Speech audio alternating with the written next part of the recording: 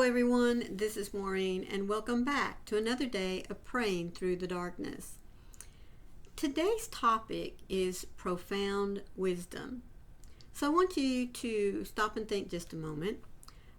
When you were growing up, who did you look to for guidance, examples of what you should do and shouldn't do? Most of the time it's our parents, isn't it? Because they are supposed to teach us right from wrong.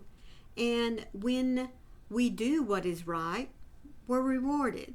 And of course, when we choose to do wrong, there were consequences, right? But stop and think. Is it just your family that you looked to for wisdom?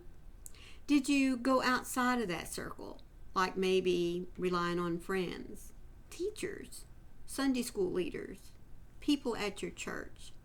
There are so many examples of right and wrong out there for us to follow.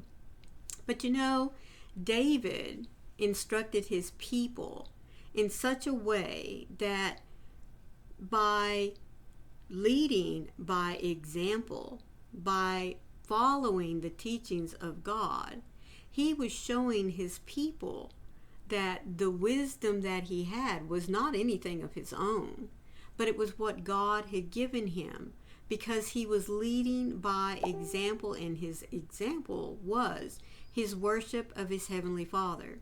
In fact, he tells us about it in Psalms 107, verse 43. If you are truly wise, you'll learn from what I've told you. For it's time for you to consider these profound lessons of God's great love and mercy.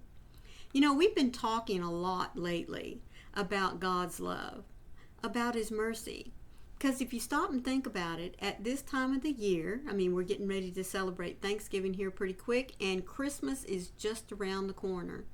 But I know all of you have already been getting into the Christmas spirit, right?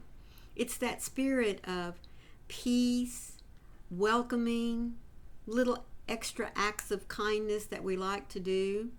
That's how we show our love for one another. And in that love, we are also showing, for those of us that are Christians, we are also exemplifying, we are magnifying the love and mercy that God has for us. Now, it goes without saying, it truly is a shame that it takes this time of the year for us to want to dish it out a little more. You know, be an extra kind. Do something extra kind, like maybe buy a bag of groceries for someone. In the mall or in your local stores, wherever you might see that angel tree, to not just take one tag off the tree, but maybe another and another.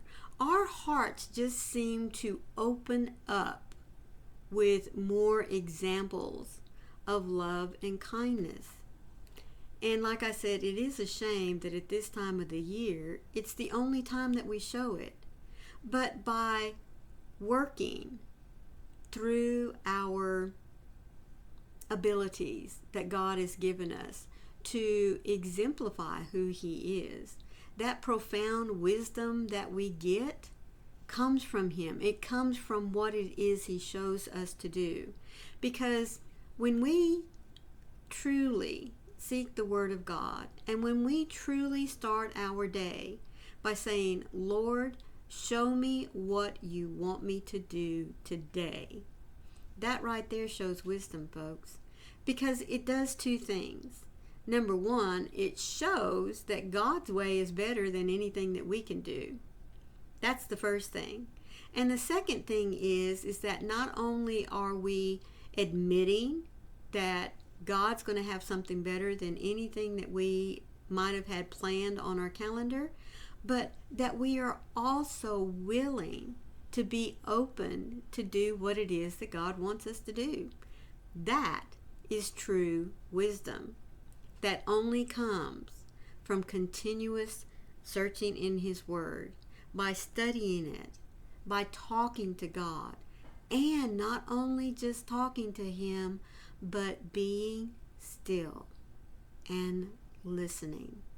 All of those little acts take a wisdom that comes from practice, that comes from our willingness to do what God instructs us to do. Now, is it going to be easy? No. Is there going to be a test at the end? Well, I don't like to say that it's a test. There will be an accounting of when I stand before my Heavenly Father and He says, I gave you an opportunity to do this. You chose not to do it. I gave you an opportunity to this, and oh, how my heart swelled when you followed what I asked you to do. So yes, there's not going to be a test, but there will be an accounting. So choose to wisely, to boldly take in all that you receive from studying the Word by praying and listening to what it is that God wishes to give to you, wishes to give to you to not only help you grow, but to also be blessed in what you do for Him.